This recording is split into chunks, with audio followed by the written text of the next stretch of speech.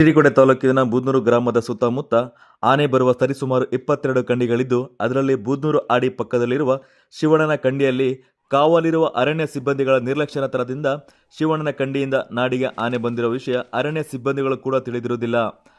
ಆನೆ ಕಾಡಿನಿಂದ ನಾಡಿಗೆ ಬಂದು ರೈತ ಬೆಳೆದ ಬಾಳೆ ಜೋಳಗಳನ್ನು ತಿಂದು ನಾಶ ಮಾಡಿ ಕಾಡಿಗೆ ಹಿಂತಿರುಗಿ ಹೋಗುವಾಗ ಬೂದ್ನೂರು ಆಡಿಯಲ್ಲಿ ಬಾಳೆ ತೋಟದಲ್ಲಿ ಕುಮಾರ್ ಎಂಬ ರೈತ ನೀರು ತಿರುಗಿಸಲು ಹೋದವರ ಮೇಲೆ ಆನೆ ದಾಳಿ ಮಾಡಲು ಯತ್ನಿಸಿದೆ. ಅವರು ದಾಳಿಯಿಂದ ಪಾರಾಗಿದ್ದಾರೆ.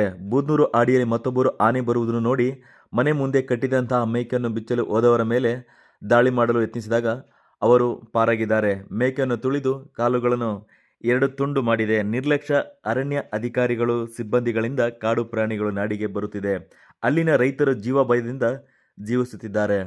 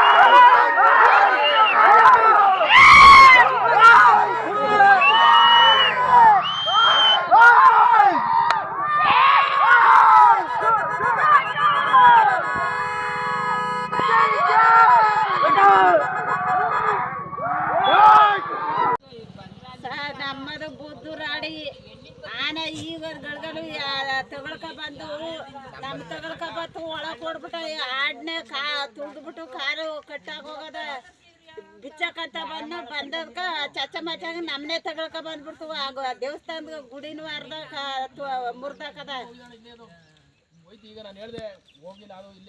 ಮನ್ಯಾಗ ಅಯ್ಯೋ ಪಾಪ ಅದ್ರ ಕಾಲಿಲ್ಲ